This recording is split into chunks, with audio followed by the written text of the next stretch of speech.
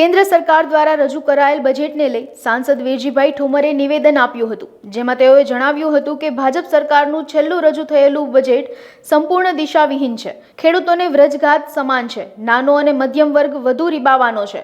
કરદાતાઓને રાહત આપવા માટેની વાત હતી, પણ તે નિષ્ફળ નીવડી છે તેમ જણાવી પૂર્વ સાંસદ વેરજીભાઈ ઠોમરે આ બજેટને વખોડી કાઢી અને દેશને બરબાદ કરનારું બજેટ ગણાવ્યું હતું. કેન્દ્ર સરકારનું આજે જે બજેટ રજૂ થયું છે એકદમ ચીલાચાલુ છે. કોઈ વર્ગને ફાયદો થતો ન, મધ્ય વર્ગ વધારે લૂંટાવાનો છે, ગરીબ વર્ગ તો બેબાકડો બન્યો છે. હજુ પણ ગેસના ભાવ વધારવાની શક્યતાઓ વધી રહી છે. ઇન્ટરનેશનલ માર્કેટમાં આજે ક્રૂડના ભાવ સતત નીચા જઈ રહ્યા છે. એનો લાભ હિન્દુસ્તાનની પ્રજાને આપવા માટેનો એક સામાન્ય પણ પ્રયાસ આ સરકારે કર્યો નથી. બજેટમાં ગુજરાતને તો સંપૂર્ણ અન્યાય કર્યો છે. ગુજરાતને કોંગ્રેસની સરકાર વખતે જે નાણાં ફળવાતા તેના 10મા ભાગના પણ પૈસા ગુજરાતને મળતા નથી. એટલે ગુજરાત ઉપર તો એક મોટી લપાટને બદલે લાઠી મારી છે. ખેડૂતો બરબાદ થયા છે. ડબલ આવક કરવાની વાતો કરનારી ભારતીય જનતા પાર્ટીની સરકાર 10 વર્ષથી બંગા મૂકે છે. એની પહેલાં તત્કાલીન મુખ્યમંત્રી રોજ મનમોહનસિંહજીની વાતો કરતા હતા, પરંતુ જીડીપી આજે નીચે જતો જાય છે. ડોલર આજે રોજ ઉંચકાતો જાય છે. રૂપિયો આજે ગીરતો જાય છે. યુવાનોને નોકરી આપવા માટેની જે વાતો હતી તેમાં પણ આજે કોઈ ઉલ્લેખ નથી.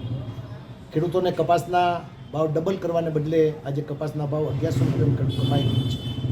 ડુંગળી અને રોજથી આવક ઊભી કરનારા શાકભાજીના ખેડૂતો પણ લૂંટાઈ રહ્યા છે અને એનો લાભ ગ્રાહકોને પણ મળતો નથી. વચ્ચેથી લૂંટી રહ્યા છે.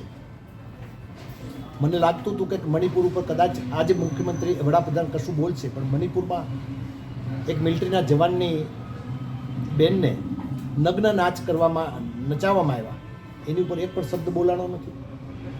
લદ્દાખ ઉપર રોજ વાતો કરનારી ભારતીય જનતા પાર્ટીની સરકાર 370ની કલમની વાતો કરે છે. એ લદ્દાખનો આપણો એક શેફર્ડ પશુપાલક પોતાના બકરા ચરાવવા, પોતાના ગાડર ચરાવવા માટે આપણી ભારતની ભૂમિ પર જાય છે, ત્યારે ચીનના સૈનિકો આવીને તેને ત્યાં દૂર કરે છે. મારે એને સેલ્યુટ મારવી છે કે ચીનના સૈનિકોને એમણે ભગાડ્યા, છતાં પણ આ દેશના વડાપ્રધાન કે બજેટમાં એનો કોઈ ઉલ્લેખ કરવામાં નથી થયો. પાર્લામેન્ટમાં પણ ઉલ્લેખ નથી થયો. મહામહિમના જે ભાષણ હતું તેમાં પણ ઉલ્લેખ નથી થયો.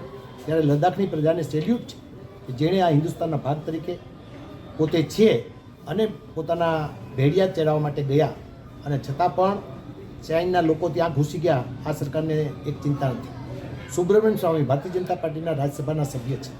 એમને પૂછવામાં આવ્યું કે આ દેશના વડાપ્રધાન અને ફાઇનાન્સરને એફ જાણે છે, ત્યારે એમણે જવાબ આપ્યો કે ફાઇનાન્સનો એફ તો નહીં, ABCDની પણ ખબર પડતી નથી. આવો દેશનો નબળો વડાપ્રધાન મેં હિન્દુસ્તાનમાં પ્રથમ વખત જોયો. સુબ્રમણ્યમ સ્વામીના આ શબ્દો મારા નહીં. આ પ્રકારનું જે બજેટ કર્યું છે એના કારણે ગુજરાતના યુવાનોને અન્યાય છે, ગરીબોને અન્યાય છે અને ખેડૂતોને ડબલ આવક કરવાને બદલે 3 ગણું કરજ થયું છે. આજે ખેડૂતોને ધિરાણ પડતું નથી. રાજ્યના કૃષિ મંત્રી કાલે જાહેરાત કરી કે હવે અમે ખરીદી કરશું, પણ કઈ ખરીદી કરવાના છે? હું રાજ્યના કૃષિ મંત્રીને પૂછવા માગું છું કે ખેડૂત કપાસ લઈને જાય તો એનો સ્ટેપલ માપવામાં આવે છે, ખેડૂત ડુંગળી લઈને જાય તો એની સાઇઝ માપવામાં આવે છે, ખેડૂત ચણા લઈને જાય તો એ ચણામાં કોઈ લીલો દાણો રહ્યો છે કે કેમ? લીલો દાણો રહ્યો છે કુદરતી છે. એવા ચણાને પણ રિજેક્ટ કરવાનું પાપ કરનારી ભારતીય જનતા પાર્ટી મને લાગે છે ખેડૂતોને બરબાદ કરે છે. ખેડૂત આ દેશનો એક મહત્વનો તાત છે. એ તાત આજે જગતનો તાતને બદલે ગરીબ તાત બની ગયો છે, અને એ જો કોઈ પાપ કર્યું હોય તો આ ભારતીય જનતા પાર્ટીની 10 વર્ષની સરકારે કર્યું છે. છેલ્લું બજેટ હતું, એ બજેટમાં રાહત આપશે એવી લાગણી હતી, પરંતુ માત્ર રામ નામ જપો, રામ રામ જપો અને રામ રામ જપવા પરાયા માલ અપના. એ ભારતીય જનતા પાર્ટીની જે નીતિ છે એ નીતિ પ્રમાણે ભ્રષ્ટાચાર વધ્યો છે. રોજ ભ્રષ્ટાચારી અધિકારીઓ પકડાઈ રહ્યા છે. મારે તો આપને ચેનલ મારફત કહેવું છે કે જે અધિકારીઓ વર્ષોથી નોકરી એક જ જગ્યા ઉપર સારી નોકરી કરી રહ્યા છે, એમની તાત્કાલિક અસરથી મિલકત તપાસવામાં આવે તો ખબર પડે ભ્રષ્ટાચારી કોણ છે.